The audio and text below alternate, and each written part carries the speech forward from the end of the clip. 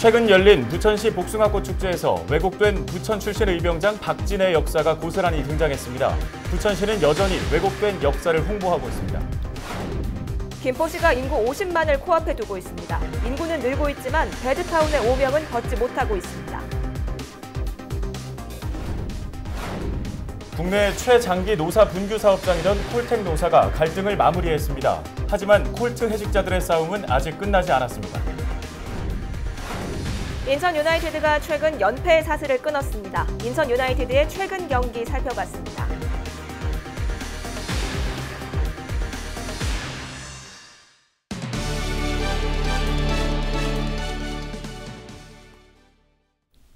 시청자 여러분, 안녕하십니까? 헬로티비 뉴스 시작합니다. 오늘의 첫 소식입니다. 지난해 서울시에서 빠져나온 인구가 가장 많이 유입된 곳, 바로 경기도 김포입니다. 인구 절벽을 체감하는 타 도시들과는 달리 10년째 꾸준히 인구가 늘고 있지만 그야말로 잠만 자는 배드타운에 그치고 있다는 오명도 벗지 못하고 있는데요. 대안은 없는지 취재기자와 자세한 얘기 나눠보도록 하겠습니다. 스튜디오에 이세진 기자가 나와 있습니다. 이세진 기자, 김포시 인구가 벌써 50만 명을 앞두고 있는데요. 네. 인구 유입 정책에 열을 올리고 있는 다른 지자체들과는 다르게 조금은 상반된 분위기를 보이고 있어요. 네, 맞습니다. 지난해 인구 40만 명을 달성했던 김포시 1년 만에 인구 44만 명을 돌파하고 이제는 인구 50만 명을 바라보고 있습니다. 10년 전이었던 2008년에 비하면 22만 명이었던 인구수가 2배 이상 늘어나게 된 건데요. 특히 유입된 인구 비중 가운데 30대 비중이 높습니다. 그렇다 보니 출산 장려 정책을 최우선으로 지향하는 타 지자체와는 차별화된 인구 정책이 필요한 실정입니다. 때문에 24일 열린 기획 담당관실 브리핑에서도 인구 정책에 대한 설명이 줄을 이뤘는데요. 김포시는 시민의 삶에 초점을 맞추겠다는 입장입니다. 김포시의 인구 정책 방향 먼저 한번 들어보시죠. 우리 시 평균 연령이 39세로 젊은 도시가 됐습니다. 이에 따라 가지고 우리 김포시 저출산 고령사회 대응 지속발전을 위한 조례를 제정해서 인구정책 기본계획을 수립하고 또 과제를 발굴해서 추진하고 있습니다. 출산 장려에서 시민들의 삶의 개선까지 인구정책 패러다임 변화에 맞춰가지고 시책 추진과 또 사업을 확대해 나가도록 하겠습니다.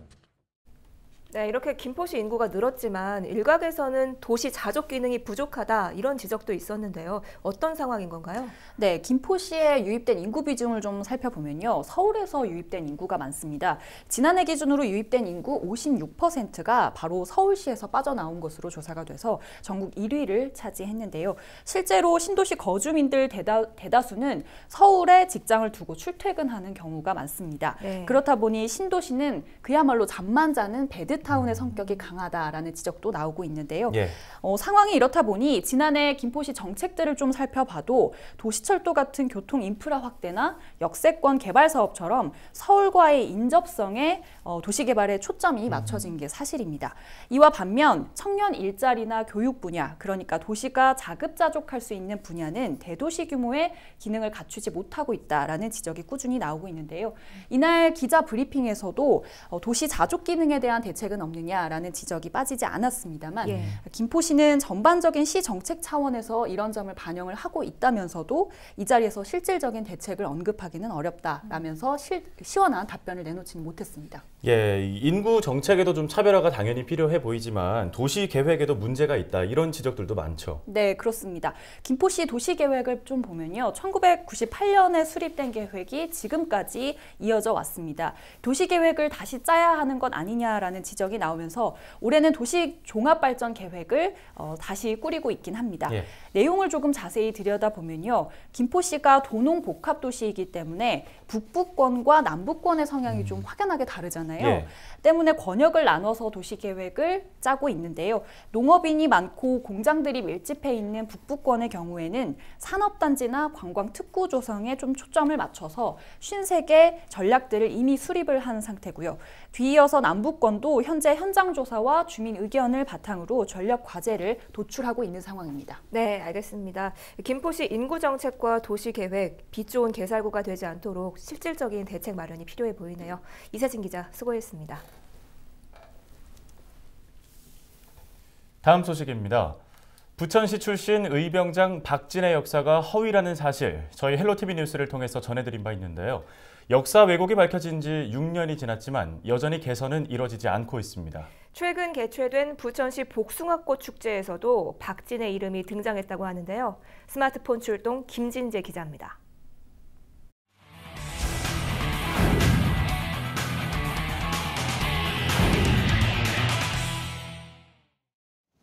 지난 21일 개최된 부천시 복숭아꽃 축제 팜플렛입니다.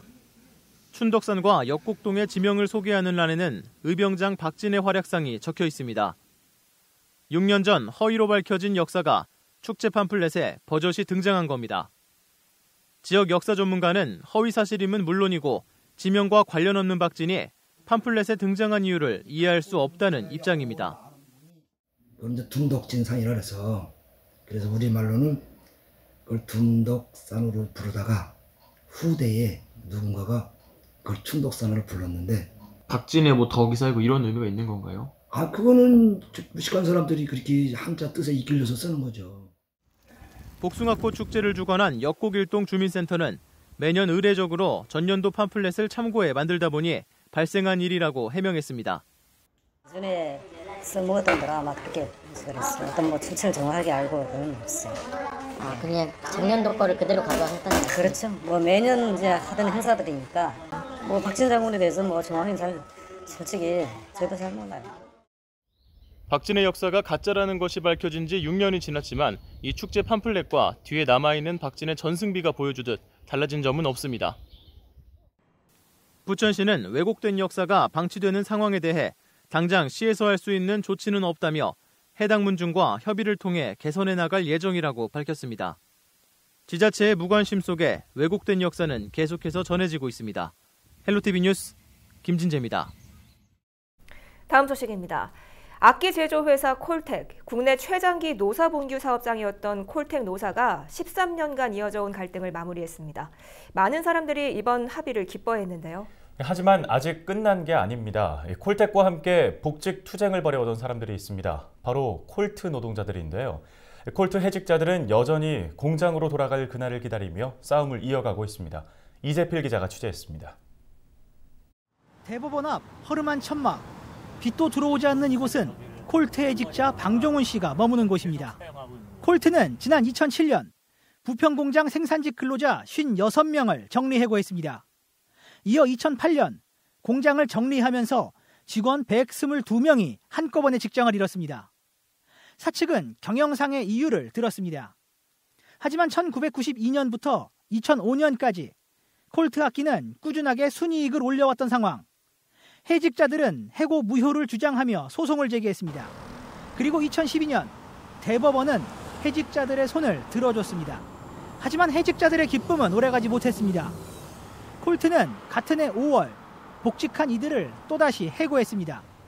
일할 곳이 없다는 이유였습니다. 콜트 악기 부평 공장이 있던 자리입니다. 지금은 보시는 것처럼 LPG 충전소가 들어서 있는데요. 지난 2012년 2월 콜트 측은 이 공장 부지를 LPG 충전소 사업자에게 매각했습니다. 콜트는 공장을 팔아 근로자들이 일할 곳이 없다고 주장했습니다. 그리고 2017년 대법원은 사측의 손을 들어줬습니다. 해직자들은 돌아갈 곳이 없는 것이 아니라 없앤 것이라며 반발했습니다. 위장폐업에 따른 부당해고를 봐달라고 그랬지 돌아갈 곳 있고 없고를 봐달라고 한 적은 없는데 돌아갈 것이 없는 게 아니라 돌아갈 것을 없앤 것을 봐줘야 되는데 그렇게 하진 못했다. 그러던 중 양승태 전 대법원장의 사법거래 의혹에 콜텍 해직자들의 소송이 포함된 사실이 공개됐고 콜트 노조는 농성장을 대법원 앞으로 옮겼습니다. 사법농단의 피해를 원상복구시켜야 한다고 생각했기 때문입니다. 앞으로 이 사법부의 개혁은 힘들다. 그러면 그 피해들은 우리의 아들, 딸들이 다 받을 수밖에 없다. 그렇기 때문에 우리 문제도 해결의 문제도 있겠지만서도 그런 차원에서 여기 와서 농성하게 된 거죠. 콜트 해직자 21명은 12년째 싸움을 이어가고 있습니다. 콜텍의 갈등은 아직 끝나지 않았습니다. 헬로티비 뉴스 이재필입니다. 국내 최대의 터미널인 인천 크루즈 터미널이 오는 26일 개항합니다. 개항을 앞두고 지역 민관군이 힘을 합쳐 크루즈 부두 일대에서 대청소를 진행했습니다. 신한결 기자가 보도합니다. 허리를 굽혀 곳곳에 버려진 쓰레기를 줍습니다. 3, 4, 5 모여 주운 쓰레기를 큰 자루에 담습니다. 빗자루로 인도에 흩뿌려진 공사장 모래와 먼지를 걷어내기도 합니다. 민관군이 23일 크루즈 개항 주변 일대에서 환경 정화 활동을 펼쳤습니다. 이날 활동에는 연수구 관계자와 인천항만공사 직원들, 17사단 군인과 여성 예비군 전우회 등 200여 명의 인원이 참여했습니다. 이번 주 4월 26일 날 국내 최대의 크루즈 터미널이 개장을 하게 됩니다. 많은 손님들이 오실 텐데요. 이왕이면 좀 더 깨끗한, 좀 더 밝은 이미지를 제공하기 위해서 많은 분들이 청소 작업에 참여하셨는데요. 크루즈항 개항을 앞서가지고 우리 송도 인근에 크루즈항이 들어선 기념으로 주변 환경 정화를 좀 해야겠다 이렇게 해서 장병들하고 같이 이 행사를 기획하게 되었는데 참가자들은 코앞으로 다가온 크루즈 터미널 개장을 기념해 개장식 행사장 주변과 당일 행사에 이용될 임시주차장 일대에 폐기물을 집중 수거했습니다. 여기 항만공사와 또 우리 해양지킴이 또 우리 직원들과 또 본부대 직원들 함께 이렇게 청소를 하게 되는 큰 의미가 있다고 생각합니다. 손님 맞이할 준비가 되어 있다는 뜻으로. 한편 국내 최대 크루즈 전용 터미널인 인천항 크루즈 터미널은 오는 26일 개장을 앞두고 있습니다. 국내 5번째 크루즈 전용 터미널인 인천항 크루즈 터미널이 개항을 앞두고 대대적인 손님 맞이에 분주하게 움직이고 있습니다. NIB 뉴스 신한결입니다. 서구가 저출산 극복을 위한 종합대책을 발표했습니다. 첫째아부터 출산 장려금을 지급하고 육아휴직한 아빠들에게는 육아휴직 장려금을 지원합니다. 또 손주를 키우는 조부모에게는 구가 소정의 활동비를 지원할 예정입니다. 보도에 김지영 기자입니다. 지난 2014년 기준 인천시 인구수는 295만 명. 최근 5년간 조금씩 증가해 작년엔 302만 명을 넘어섰습니다. 반면 출생아 수는 매년 감소 추세입니다. 5년 전 2만 5천 명 수준이던 출생아 수가 지난해에는 2만 100명대로 뚝 떨어졌습니다. 올해 초 인천시 10개 군구 가운데 인구가 가장 많은 자치구로 이름을 올린 서구. 서구가 저출산 극복을 위한 종합대책을 발표했습니다. 우리 서구는 젊은 세대 유입이 꾸준히 늘고 있기 때문에 단순한 출산 장려 지원 정책을 넘어서 임신과 출산, 육아와 교육에 대한 생애 주기별로 체계적인 지원을 통해서 대한민국에서 가장 아이 낳고 잘 키우고 교육하기 좋은 환경을 만들겠습니다. 먼저 출산 장려금 제도를 신설하기로 했습니다. 첫째아 출산 시 50만 원, 둘째아는 100만 원을 지급하고 셋째와 넷째 출산 시엔 각각 300만 원과 500만 원을 지급합니다. 또 일부 가정에는 출산용품 구입 비용을 추가로 지원합니다. 인천시 50만 이상 지자체 중 최초로 첫째아부터 출산 입양 축하금을 지원하겠습니다. 또한 인천시 최초로 차상위 계층 출산 가정의 출산용품비를 지원하겠습니다. 육아휴직한 아빠들에겐 최대 3개월 동안 육아휴직 장려금을 지원합니다. 지난 3월 제정한 서구 아빠 육아휴직 장려금 지원 조례를 근거로 올 하반기부터 시행할 예정입니다. 인천시 최초로 조부모를 대상으로 손주 돌보미 지원 사업도 추진합니다. 조부모가 영유아에 필요한 사전 교육을 이수한 뒤 직접 손주를 돌볼 경우 매월 활동비를 지급하는 방식입니다. 직접 손주를 돌보는 돌봄 활동을 지원하는 사업입니다. 이용 가정의 자녀 수 맞벌이 여부에 따라서 5개월 내지 10개월까지 매월 최대 24만 원의 활동비를 지원하고 향후 2020년 본격 확대 운영할 예정입니다. 이와 함께 맞벌이 가정을 위한 거점형 어린이집과 시간 연장형 어린이집, 긴급 돌봄 사업 서비스도 확대 운영할 예정입니다. 서구는 신도시 개발로 젊은 세대 유입이 꾸준히 늘고 있는 만큼 지역이 아이를 함께 키우는 분위기를 조성하겠다는 포부입니다. 티브로드 뉴스 김지영입니다. 우리 지역의 이슈 콕 짚어봅니다. 헬로 이슈 토크. 여러분 안녕하십니까. 헬로 이슈 토크입니다. 오늘은 한 주간 인천 유나이티드 경기 짚어보는 시간입니다. 인천 유나이티드가 모처럼 한숨을 돌렸습니다. 경인 더비였죠. 서울과의 경기에서 0대0 무실점으로 막으면서 짠물 수비, 질식 수비가 통했다는 평가를 받고 있습니다. 연패의 사슬을 끊었는데요. 안데르센 감독이 하차 이후에 임진용 감독 대행 체제에서 첫 번째로 치르는 리그 경기에서 의미가 컸을 거라고 생각됩니다. 자, 과연 5연패에 이제 고리를 끊었는데 2승을 할 수 있을지 서울과의 경기를 짚어보고 다음 성남과의 경기도 한번 분석해 보겠습니다. 자, 오늘도 축구 얘기를 해주실 두 분의 패널 모셨습니다. 자, 먼저 손철민 축구 해설가와 법조계 손흥민이라고 불렸죠. 손수호 변호사님 나오셨습니다. 안녕하세요. 네, 안녕하세요. 반갑습니다. 자, 드디어 5연패 사슬을 끊었습니다. 얼굴 화색이 굉장히 좋으신데 네. 지난번 경기를 뭐 직관을 하셨어요? 아니면 집에서 보셨어요? 저는 그날 이제 좀 일이 있어서 집관을 했는데 집관? 네, 집관을 해서 오히려 좀 자세하게 좀 모처럼 분석한 것 같은데 편안하게 보셨구나. 분석을 떠나서 너무 행복합니다. 뭐 탈꼴찌를 해서가 아니라 인천의 옷을 드디어 입었습니다. 너무 행복한 오늘까지였습니다. 그래요. 우리 저 손철민 해설가는 광팬이잖아요.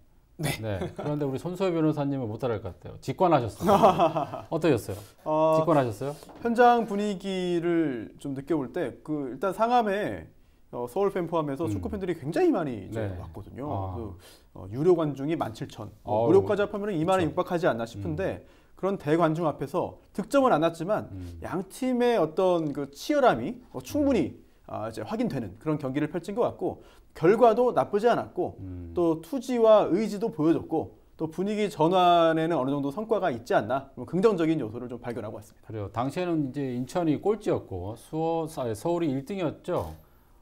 비겼는데 네. 뭐 객관적으로 봤을 때는 잘했다 뭐 이랬는데 박주영 선수가 경기 이후에 페널티 박스 안에 10명의 선수가 있었다라는 뭐 그런 얘기를 했는데 뭐 좋게 얘기하면 아주 촘촘한 수비를 했다는 얘기고 나쁘게 얘기하면 뭐 너희들 수비만 하냐 뭐 이런 소리로 들을 수 있을 것 같은데 어떻게 이번에 경기가 인천의 좀 색깔을 보여줬나요? 어떻습니까?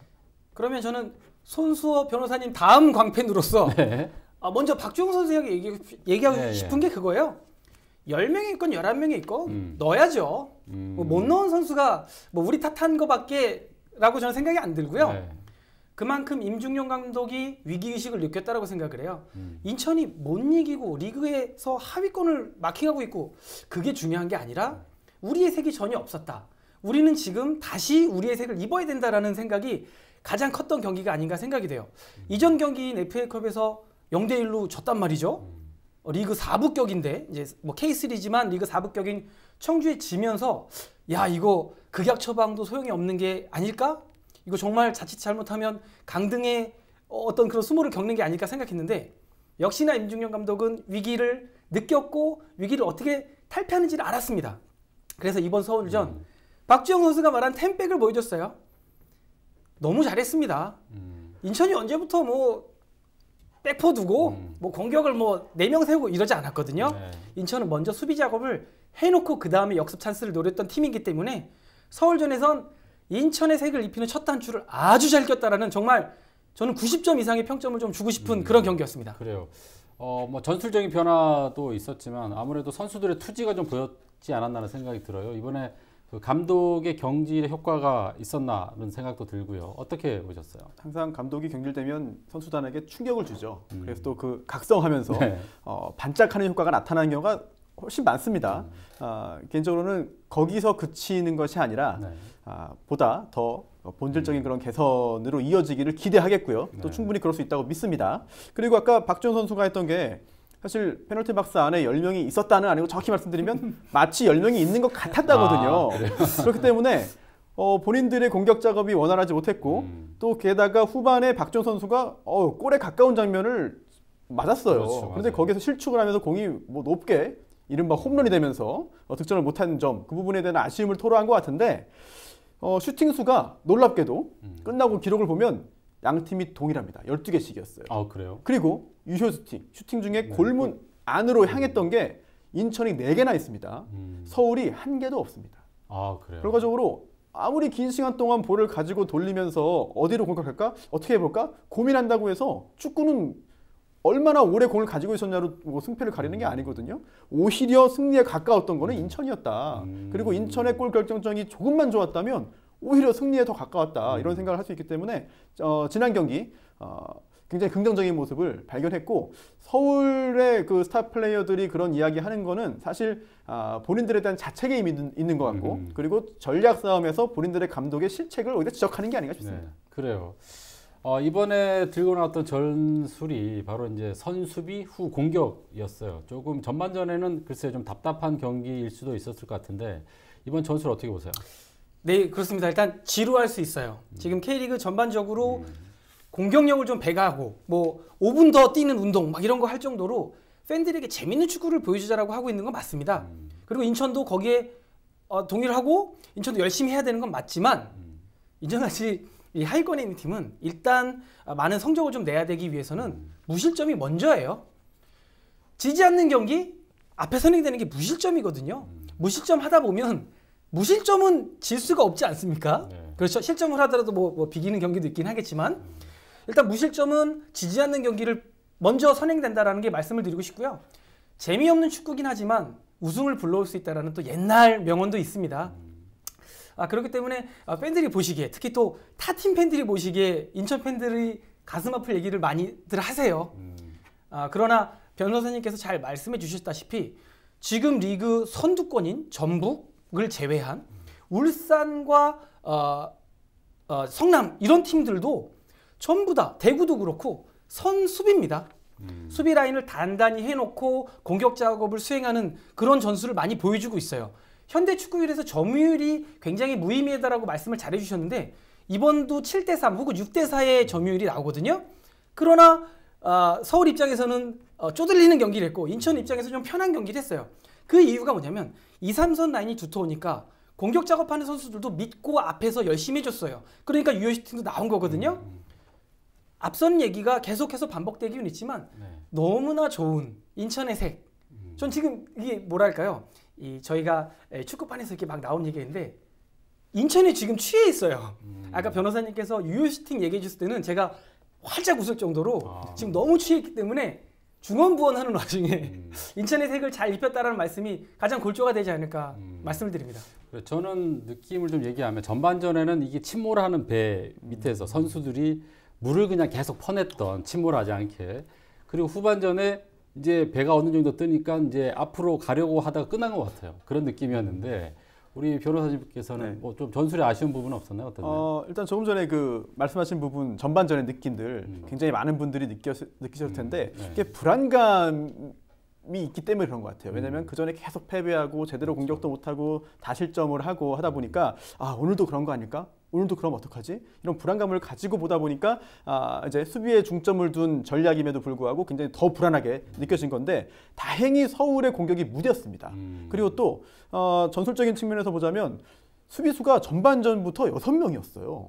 보통 중앙 수비 2명, 그리고 왼쪽 그 사이드 수비수 2명, 4명 정도 수비수를 놓는데 인천이 그동안 이번 시즌에 여기에 더해서 윙 공격수까지 내려와서 6명이 수비를 했습니다. 처음엔 이게 일시적인가 싶었는데 후반 막판까지도 그런 부분들을 유지했고, 또 이게 가능했던 부분은 일단 첫 번째, 이게 불가피했던 부분은 수비를 두텁게 해야 된다, 첫 번째. 그리고 또 공격을 이끌어 나갈 수 있는 윙 공격수들이 부상, 퇴장 등으로 출전하기가 힘들었어요. 그러다 보니까 활동을 많이 할 수 있고 활발하게 움직일 수 있고 체력이 좋은 젊은 선수를 투입해서 우리 한번 움직임으로 승부해보자, 이런 전략을 세운 것 같은데 정확도와 세밀함에서는 약간 아쉬움이 있었습니다만 나름의 성과가 있었다. 그리고 또 이번 안데르센 감독 경질 이후에 같은 선수지만 위치가 달라진 선수가 있습니다. 바로 박세직 선수인데요. 군에서 돌아온 다음에 큰 기대를 했지만 그동안 중용됐음에도 큰 성과를 못 보이고 오히려 팬들이 굉장히 질책을 했어요. 왜 이렇게 굼뜨냐? 왜 이렇게 못하냐? 왜 이렇게 날카롭지 못하냐 했는데, 그러면서도 팬들이 했던 지적이 너무 저 선수는 공격보다는 그래도 한 칸 좀 뒤로 배치하는 게 더 좋지 않겠느냐 하는 의견이 많았거든요. 그런데 이번에 임중용 대행이 정말 팬들의 바람대로 그 위치에 배치를 했고 이번 시즌 최고의 활약을 보였습니다. 그러면서 앞으로 박세직 선수의 활용에 대해서도 뭔가 좀 감독 대행이 힌트를 얻지 않았을까 팬들의 어떤 그 요구에 그대로 따랐다고 제가 뭐 확인할 수는 없습니다만 어찌됐든 팬들이 바라는 바가 이루어졌기 때문에 그 부분에 있어서도 많은 분들이 만족하는 것 같습니다. 네, 이번에 이제 뭐 감독이 바뀌면서 전술도 많이 바뀌었지만 이번 경기에서는 선수가 또 많이 바뀐 것 같아요. 물론 임중용 감독 대행이 이제 전쟁에 나가려다 보니까 다친 장수들은 많고, 그래서 저 느낌이 이번에 뭐 이준석, 정운성 이게 아주 젊은 선수들 데려왔잖아요. 그래서 학도병을 이끌고 전쟁에 나가 그런 느낌까지 받았는데 선수의 변화 어떻게 보셨어요? 그러니까 변호사님께서 말씀해 주시고 우리 기자님께서 잘 토스해 주셨는데 맞습니다. 진짜 없는 살림에 정말 잇몸 아닌 잇몸까지 전부 다 총동원한 경기였고 그럼에도 불구하고 보물을 발견한 경기였어요. 그 보물 중에 하나가 말씀해 주신 대로 박세직 있던 보물이었고요. 이준석, 정운성도 있던 선수지만 그 위치에 서본 적이 없었던 선수들을 잘 거기서 제 위치에서 제 역할을 잘해줬고, 그러니까 이게 선수들의 발견 또 감독의 전술 운영이 너무 아름다웠던 경기예요. 이준석, 정운성이 그 위치에서 제 역할을 120% 이상 잘해줬고, 그 다음에 그전에는 박세직이 메잘라로서 앞에서 둘이 있었다가 이번에는 투볼란치로 뒤쪽에서 둘이었단 말이죠. 맞은 옷을 입혀준 거예요. 그러니까 너무 아름다운 인천이 뭐냐면 보물을 그 전에 보물을 발견을 다시 했고, 그러니까 보물에 진흙탕이 묻은 걸 잘 닦아줬고 새로운 보물을 이제 잘 꿰고 계시고 그 전의 선수들 또 기존의 선수들이 어떤 옷이 맞는지를 임 감독 대행님이 지금 잘 알고 계신 거예요. 그러니까 0대0으로 무실점 혹은 0대0으로 비겼다라고 말씀드릴 수 있겠지만 임중용 감독의 전술 승리입니다. 내가 지금 없는 선수들을 기용을 해야 돼. 그러면 그냥 누구 쓸까가 아니라 자, 이 위치엔 이 선수가 맞을 것 같아. 이준석, 정우성. 자, 그리고 얘는 뒤로 내리자. 박세직. 공수양면에 너무나 조화로웠거든요. 임중용 감독의 팀입니다. 인천이 바로 이 색을 내야 됩니다. 그래요. 이번에 또 콩펑 선수는 출전을 하지 못했어요. 많은 베트남 팬들의 이제 기대가 있었는데 감독 대행이 이번에 출전을 시키지 않았어요. 어떻게 왜 출전 안 했다고 보세요? 일단 그 교체 명단에는 들어 있었습니다. 그렇기 때문에 교체 출전을 할 수 있지 않았을까 많은 분들이 기대했는데 아쉽게도 출전하지 못했고요.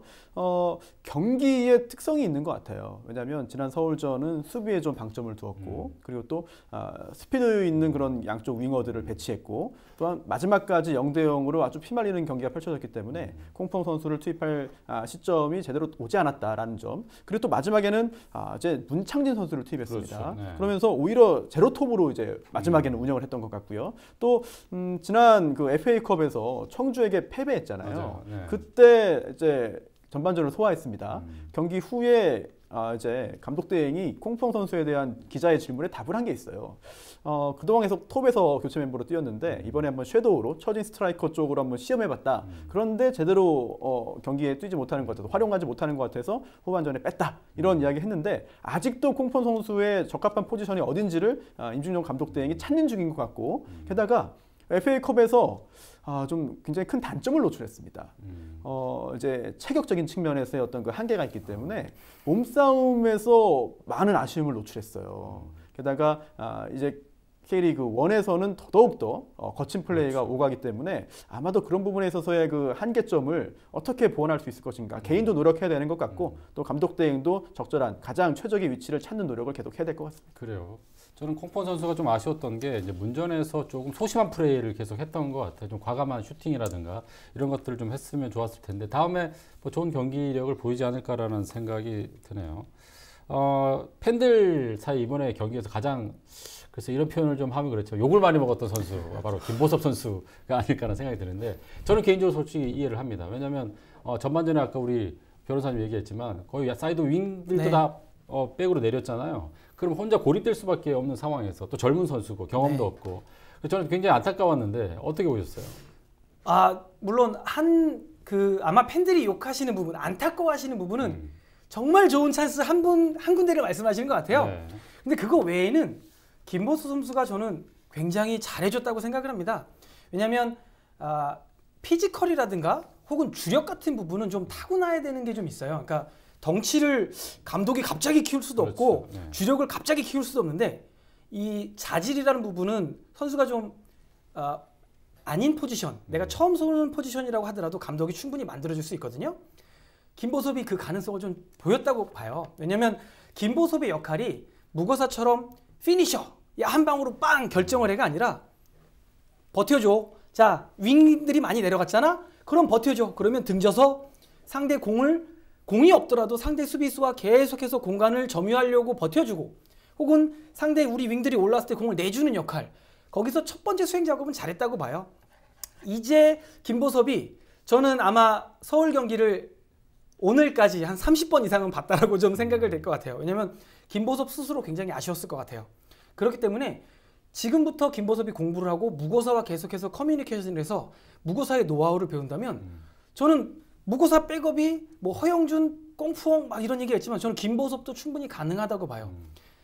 키도 좀 적은 편이 아니고, 그 다음에 유스에서도 그 자리를 안 뛰어본 게 아니기 때문에 김보섭이 K리그 1에서 이 자리에 뛰어본 게 이제 몇 경기가 안 돼요. 그렇기 때문에 김보섭은 충분히 제 역할을 잘해줬어요. 저도 경기를 보면서 그 얘기를 되게 많이 했어요.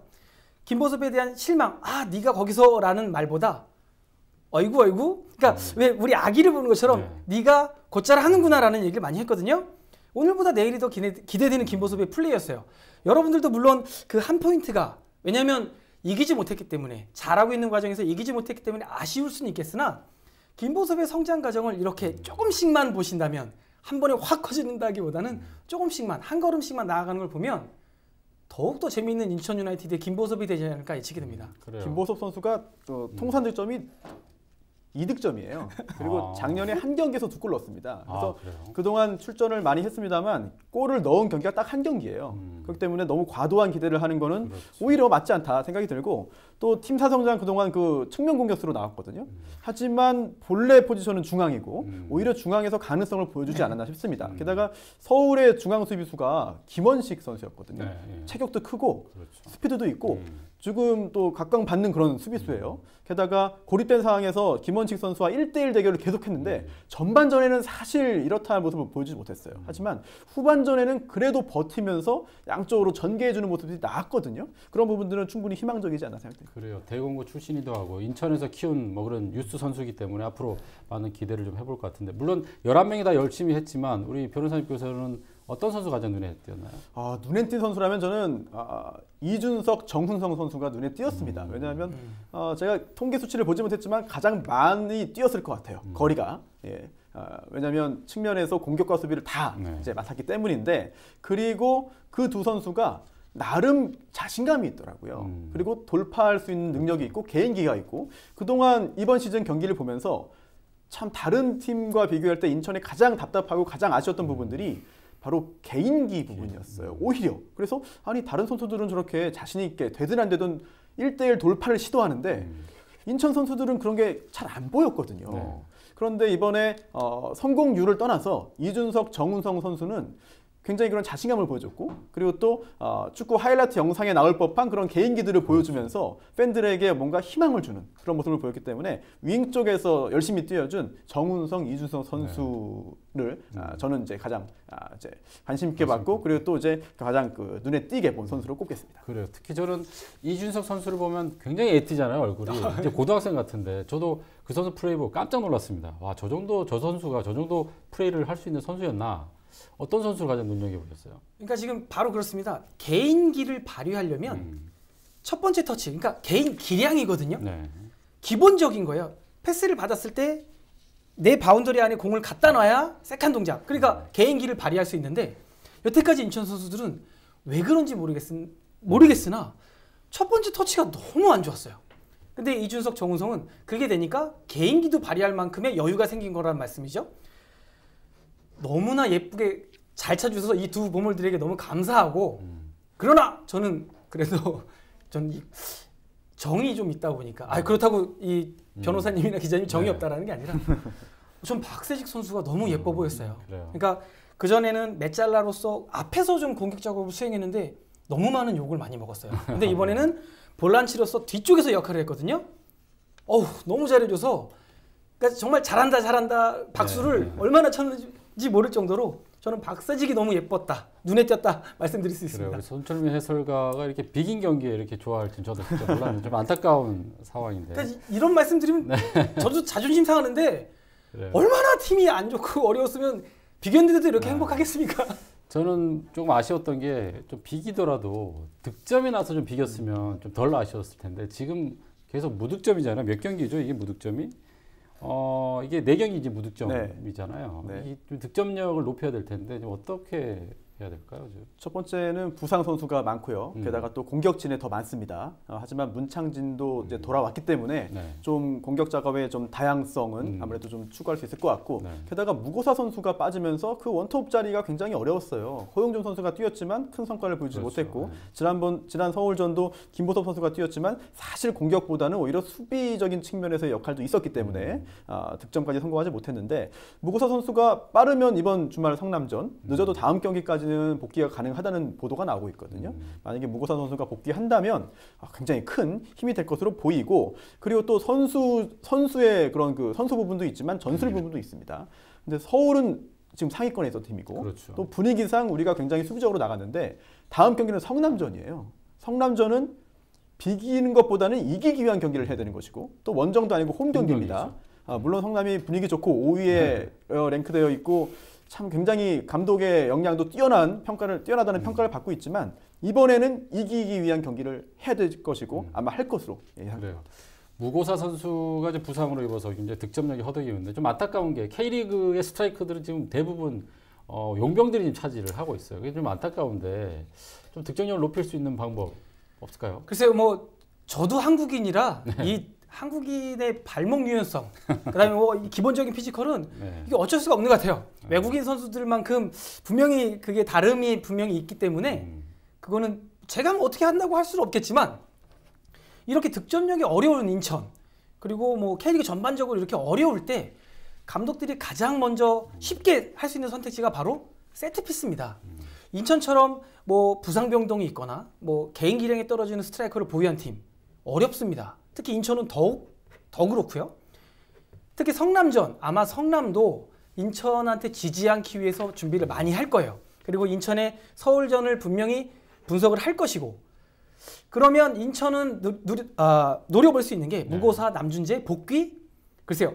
이 두 선수의 포커스를 이거는 플랜 A로 해서 상대방에게 속임수로 넣고 우리는 수비를 더욱더 탄탄히 해서 물론 이기기 위한 준비입니다. 수비를 탄탄히 해서 안정감을 깨한 뒤에 무고사와 김보섭이 뭐 어떻게 나올지 모르겠으나 위험 지역에서 파울을 끌어내고 우리가 준비한 세트피스로 김정호, 세트피스 득점 경험도 있거든요. 김정호를 먼저 혹은 김정호와 분호자의 이 속임으로 저는 세트피스로 좀 중점을 좀 맞추면 성남전 쉽게 좀 풀어갈 수 있을 거라고 좀 예측이 돼요. 그래요. 지금 이런 분위기에서 성남전 반드시 이겨야 되는데 성남이 이제 최근에 울산을 이겼어요. 굉장히 강팀을 이겨서 분위기가 굉장히 올라가고 있는데 성남전과의 어떤 비법 뭐가 있을까요? 성남 경기를 보면은요, 사실 강등 유력 후보다 이런 평가를 초반에 받았습니다. 시즌 전에는 개막 전에는. 하지만 경기하는 걸 보면서 굉장히 짜임새 있다. 게다가 짧은 패스로 측면을 허물어뜨리면서 나가는 그런 전진이 굉장히 탁월합니다. 일단 성남은 3백을 두고 있고 그러면 양쪽에 측면에서 또 활발하게 공수를 넘나들거든요. 또 그 양쪽 측면에 그 배치되어 있는 선수들의 능력도 굉장히 뛰어납니다. 그래서 이번에 그런 그 3백과 양쪽 그 윙백의 그 공수 가담을 인천은 좀 잘 막아야 될 것으로 보이고요. 또 하나 좀 걱정되는 부분이 있습니다. 인천의 수비인데요. 지난 경기 무실점으로 막긴 했어요. 하지만 경기를 다시 좀 잘 돌아보면 위태위태한 부분들이 굉장히 많았습니다. 특히 상대방이 잘해서 위기를 맞은 부분도 있지만 중앙 수비들이 어떤 민첩성이라든지 예측 능력이 떨어지다 보니까 뒤늦게 달려드는 부분 또는 손을 써서 수비하는 부분 이런 부분들이 자칫하면은 이제 페널티킥으로 연결될 수가 있고요. 지난 경기에도 그런 지적, 오심이 많았다는 지적도 있어요. 영상을 봐도 위태위태한 부분들이 포착이 됐습니다. 그런데 이제 심판들도 전체적인 분위기도 파악을 하고 또 보도도 보고 팬들의 어떤 이런 것도 다 확인을 해요. 그러다 보니까 다음 경기 성남전에서 우리 중앙 수비들이 정말 깔끔한 수비를 해야 된다. 비밀을 주지 말고 페널티킥을 허용해서 팬들에게 좀 실점하는 모습을 보여주지 않도록 좀 서울전에서도 잘했습니다만 좀 더 분발하는 모습 중앙 수비진에게 좀 부탁을 하겠습니다. 그런 의미에서 스코어를 한번 좀 1대0 기대하겠습니다. 1대0 승. 네. 자, 우리 해설가님. 걱정스럽죠 이제. 이게 말이죠. 네. 몇 대 몇으로. 변호사님께서 아까 말씀해 주셨어요. 성남이 올 시즌 강등권 후보다. 예측 잘 못해요. 이렇게 방송에 나와서 이렇게 하시는 전문가분들 있잖아요. 예측이 다 틀려요. 그래서 저는 그러면 이게 설레발입니다. 아시죠? 그 축구판에서 징크스가 있어요. 설레발 이런 단어 쓰면 안 되고. 이걸 뭐라 그러죠? 이렇게 먼저 이렇게 말해버리면 많이 깨집니다. 그래서 저는 그러면 보관이죠, 보관. 인천이 3대2로 아쉽게 패하지 않을까. 자, 이 얘기 뭐냐면, 자, 이게 그 복선입니다. 실제로 3대2가 나면 그 비난은 다 받으셔야 될 것 같은데. 알겠습니다. 일단 저는 다음 경기 2대1로 승리하겠다는 예측을 해보면서 다음 경기에 승리를 하면 제가 점심을 사도록 하겠습니다. 네. 자, 헬로 이슈 토크 인천 유나이티드 축구 얘기를 짚어봤는데요. 다음 성남 경기에서는 반드시 승리할 거라고 생각을 하고요. 오늘 이슈 토크 여기서 마무리하겠습니다. 고맙습니다.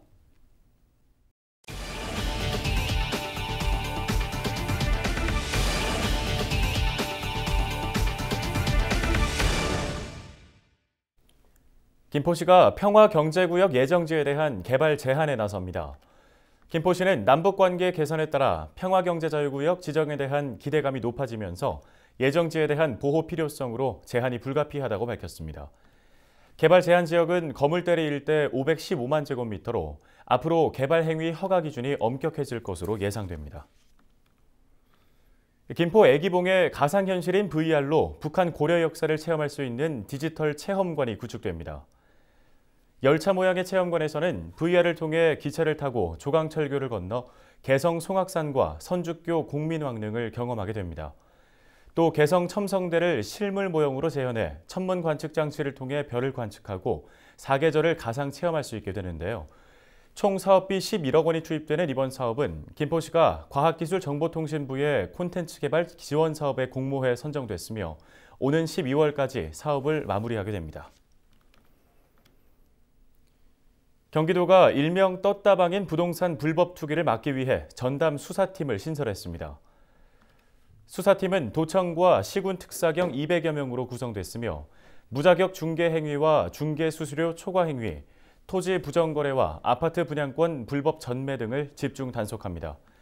경기도는 수사 결과에 따라 사법 처리될 수 있다며 주의를 당부했습니다. 다음은 강원 산불 피해 지역과 주민들을 위해 써달라며 성금을 보내주신 기탁자분들을 소개해드립니다. 이광복 동서식품 대표이사와 임직원분들이 2억 원을, 소영득 한국고용정보 대표이사와 임직원분들이 5천만 원을 보내주셨습니다. 한국전력과 그룹사가 10억 원을, 더불어민주당 경기도당이 1,000만 원을 모금해 주셨습니다. 성신여대 총학생회가 644만 7,295원 보내주셨고요. 류종우 대림제지 회장이 1,000만 원 보내주셨습니다. 변재환님과 이상환 정우전공 대표이사가 각각 500만 원의 성금을 보내주셨습니다. 이종심 권선개발 대표께서 500만 원을, 임헌응 효자건설 대표이사와 직원분들이 300만 원을 보내주셨습니다. 유원준 더구 메디컬 대표이사와 더불어민주당 고흥, 보성, 장흥, 강진 지역위원회가 각각 300만 원과 131만 2천 원을 모금해 주셨습니다. 유종담 태종약품 대표이사께서 300만 원을, 임병규 한국해운조합 이사장께서 500만 원을 보내주셨습니다. 조영걸 광일 대표이사와 임직원분들이 1,000만 원을, 박준홍 제니엘 대표이사와 임직원분들이 1,144만 원을 모금해 주셨습니다.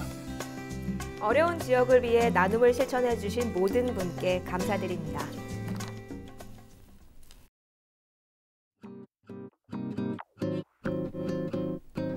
우리 지역 날씨 알아보겠습니다. 목요일 오전 기온 14도, 낮 기온 18도 예상됩니다. 오후부터 비가 내릴 것으로 전망되니까요. 덕분에 미세먼지도 오전에 보통 수준 보이다가 오후엔 좋음 수준 보이겠습니다. 선선하고 깨끗한 봄 공기 느낄 수 있겠습니다. 주간 날씨 보시죠. 토요일 전까지는 산발적으로 비가 내리다 그치기를 반복하겠는데요. 주말 동안에는 비 소식이 없어서 나들이 가기에 좋겠습니다. 다음 주 월요일 오전부터 또 한 번 비 소식이 있습니다. 오늘 저희가 준비한 소식은 여기까지입니다. 헬로티비 뉴스는 언제나 지역 주민 여러분 곁에 있겠습니다. 시청해주신 여러분 고맙습니다.